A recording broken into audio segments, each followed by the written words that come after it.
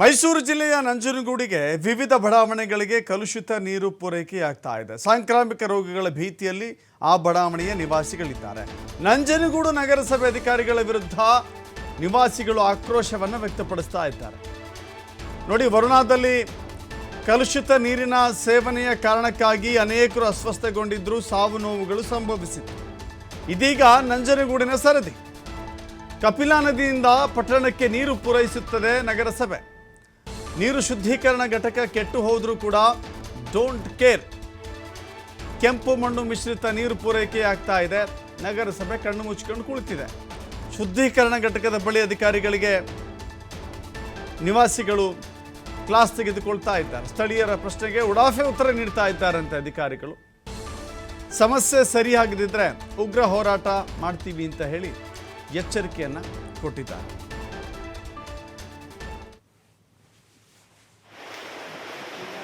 ನೋಡ್ತಾ ಇದ್ದೀರಿ, ಕುಡಿಯಲು ಯೋಗ್ಯವಾದ ನೀರಾ ಇದು ಅಂತ ಹೇಳಿ. ಸಂಪೂರ್ಣ ಮಳೆ ಬಂದಾಗ ರಸ್ತೆ ಮೇಲೆ ಹೇಗೆ ನೀರು ಕಾಣಿಸುತ್ತೋ ಅದೇ ರೀತಿ ನಲ್ಲಿಯಲ್ಲೂ ಅದೇ ಕಲರ್ ನೀರು ಕಾಣಿಸುತ್ತೆ ಅಂತ ಹೇಳಿದ್ರೆ ಹೇಗೆ? ಈಗ ನೀವು ಮಳೆ ಬಂದಾಗ ರಸ್ತೆ ಮೇಲೆ ನೀರು ಹೆಂಗಿರುತ್ತೆ, ಅದೇ ನೀರನ್ನು ನೇರವಾಗಿ ಕುಡೀರಿ ಅಂತ ಹೇಳಿ ಮನೆಗಳ ನಲ್ಲಿ ಮೂಲಕ ನೀವು ಸರಬರಾಜು ಮಾಡಿಬಿಟ್ರೆ ಸಾಧ್ಯವಾಗುತ್ತಾ? ಆ ನಗರಸಭೆಯ ಆಯುಕ್ತ ಮತ್ತು ನಗರಸಭೆಯ ಅಧ್ಯಕ್ಷರು ಈ ನೀರು ಕುಡಿತಾರಾ ಅಂತ ಮೊದಲನೇ ಪ್ರಶ್ನೆ ಕೇಳಬೇಕಾಗಿದೆ. ನಗರಸಭೆಯ ಆಯುಕ್ತ ಹಾಗೂ ಅಲ್ಲಿರುವಂಥ ಆರೋಗ್ಯ ನಿರೀಕ್ಷಕ ಏನಿರ್ತಾರೆ ಅವ್ರಿಗೆ ಮೊದಲ ಎನ್ವಿರಾನ್ಮೆಂಟ್ ಇಂಜಿನಿಯರ್ ಅಂತ ಇರ್ತಾರೆ, ಅವ್ರಿಗೆ ಈ ಫಸ್ಟು ಈ ನೀರನ್ನು ಕುಡಿಸ್ಬೇಕು. ನೀವು ನೀರು ಕುಡೀರಿ, ನಾವು ನೀರು ಕುಡಿತೀವಿ ಅಂತ. ಇಂಥ ಕಲುಷಿತ ನೀರನ್ನು ಮನೆಗಳಿಗೆ ನಲ್ಲಿ ಮೂಲಕ ಯಾವ ಶುದ್ಧೀಕರಣ ಇಲ್ಲ, ಮತ್ತೊಂದಿಲ್ಲ, ಇದು ನೇರವಾಗಿ ಕಾಣಿಸ್ತಾ ಇದೆ. ಶುದ್ಧೀಕರಣಗೊಂಡಿದ್ದರೆ ಈ ಕಲರ್ ಇರುತ್ತಾ ನೀರು ಅಂತ ಹೇಳಿ.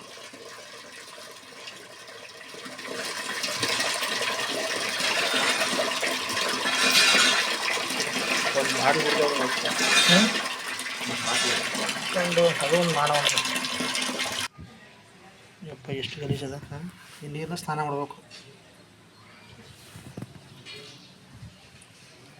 1 ಲೀಟರ್ ಕ್ಯಾನ್ ಬೇಕು.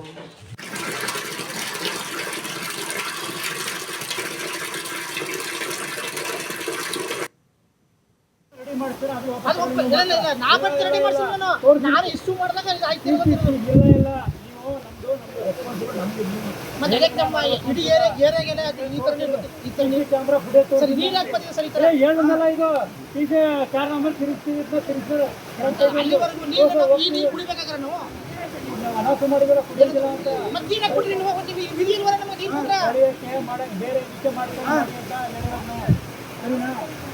ಮಾತಾಡುವಾಗ ನಿಮ್ಮ ಇದ್ರಲ್ಲ ಕುಡಿಬೇಡ ಅಂತಂದ್ರ ಆಯ್ತಪ್ಪ, ಅದಕ್ಕೆ ಒಳ ನೀರನ್ನ ನಾವು ನೀರು ಸರಿ ಆಯ್ತು ಕ್ರಮವಾಗಿ ಫಿಲ್ಟರ್ ಮಾಡಿ ಕೊಡ್ತೀವಿ. ಒಂದು ವಾರ ಟೈಮ್ ಕೊಡಿ ಅಂತ ಹೇಳೋದು.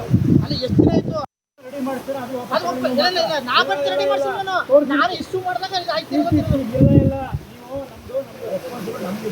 ಮತ್ತೆ ನಮ್ಮ ಇಡೀ ಏರಿಯಾಗೆಲ್ಲ ಈ ಥರ ನೀರು ಕ್ಯಾಮ್ರಾ ಫುಟೇಜ್ ಸರಿ ನೀರು ಹಾಕ್ಬತ್ತೀವಿ ಸರಿ ತರ ಹೇಳೋದಲ್ಲ. ಇದು ಈಗ ಕಾರ್ ನಂಬರ್ ತಿರುಗಿಸ್ತೀವಿ ಅಂತ ತಿರುಗಿಸ್ತಾರೆ. ಅಲ್ಲಿವರೆಗೂ ನೀರು ಕುಡಿಬೇಕಾದ್ರೆ ನಾವು ಅನಾಥ ಮಾಡಿದ್ರೆ ಕುಡಿಯೋದಿಲ್ಲ ಅಂತ ಮತ್ತೆ ನೀರು ಕುಡಿರಿ. ನೀವು ಹೋಗ್ತೀವಿ ವಿಧಿಯಲ್ವರ ನಮಗೆ ನೀರು ಮಾಡಕ್ಕೆ ಬೇರೆ ವಿಷಯ ಮಾಡ್ತಾರೆ. ನೀವು ಮಾತಾಡುವಾಗ ನಿಮ್ಮ ಇದ್ರಲ್ಲ ಕುಡಿಬೇಡ ಅಂತಂದ್ರ ಆಯ್ತಪ್ಪ, ಅದಕ್ಕೆ ಒಳ ನೀರನ್ನ ನಾವು ನೀರು ಬರೋದು ಸರಿ ಆಯ್ತು. ಅದು ಕ್ರಮವಾಗಿ ಫಿಲ್ಟರ್ ಮಾಡಿ ಕೊಡ್ತೀವಿ. ಒಂದು ವಾರ ಟೈಮ್ ಕೊಡಿ ಅಂತ ಹೇಳೋದು. ಅಲ್ಲಿ ಎಷ್ಟು ದಿನ ಆಯ್ತು ರೆಡಿ ಮಾಡ್ತೀರಾ? ಅದು ನಾ ಬರ್ತೀನಿ ರೆಡಿ ಮಾಡ್ತೀನಿ. ನಾನು ಇಷ್ಟು ಮಾಡಿದಾಗ ಆಯ್ತು. ಅಲ್ಲಿನ ಸಾರ್ವಜನಿಕರು ಕೇಳ್ತಾ ಇದ್ದಾರೆ, ಈ ನೀರನ್ನು ಕುಡಿಯೋಕ್ಕಾಗುತ್ತಾ? ಕುಡಿಯೋದಿರಲಿ, ಸ್ನಾನ ಮಾಡೋಕ್ಕೂ ಆಗೋದಿಲ್ಲ, ಮುಟ್ಟೋಕ್ಕೂ ಆಗೋದಿಲ್ಲ. ಮುಟ್ಟಿದ್ರೆ ಯಾವ ರೋಗ ರುಜಿನಗಳು ಬರುತ್ತೋ ಗೊತ್ತಿಲ್ಲ, ಯಾವ ರೀತಿ ಇನ್ಫೆಕ್ಷನ್ ಆಗುತ್ತೋ ಗೊತ್ತಿಲ್ಲ. ಇಂಥ ಮಳೆ ನೀರನ್ನು, ರಸ್ತೆ ಮೇಲಿನ ನೀರನ್ನು ಹಾಗೆ ನಲ್ಲಿ ಮೂಲಕ ಹೇಗೆ ಬಿಟ್ಟಿದ್ದೀರಿ ನೀವು?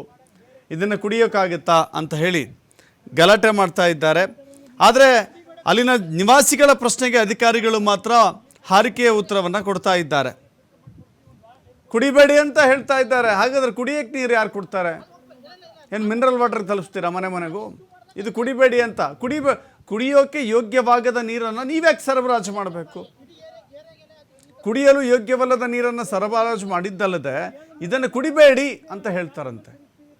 ಇಂಥ ನಿರ್ಲಕ್ಷ್ಯ ಮೈಸೂರಿನ ನಂಜನಗೂಡು ನಗರಸಭೆಯಲ್ಲಿ ಕಂಡು ಬರ್ತಾ ಇದೆ. ಅಧಿಕಾರಿಗಳು ಮಾತ್ರ ಹಾರಿಕೆಯ ಉತ್ತರವನ್ನು ಕೊಟ್ಟು ಎಸ್ಕೇಪ್ ಆಗ್ತಾ ಇದ್ದಾರೆ. ವರುಣಾದಲ್ಲಿ ಸಂಭವಿಸಿದ ದುರಂತ ಕಣ್ಮುಂದೆ ಇದೆ. ಹೀಗಿರುವಾಗಲೇ ಇಂಥ ನೀರನ್ನು ಪೂರೈಕೆ ಮಾಡಿ ಸಾರ್ವಜನಿಕರಿಗೆ ಆವಾಸ ಆಗ್ತಾ ಇದ್ದಾರೆ.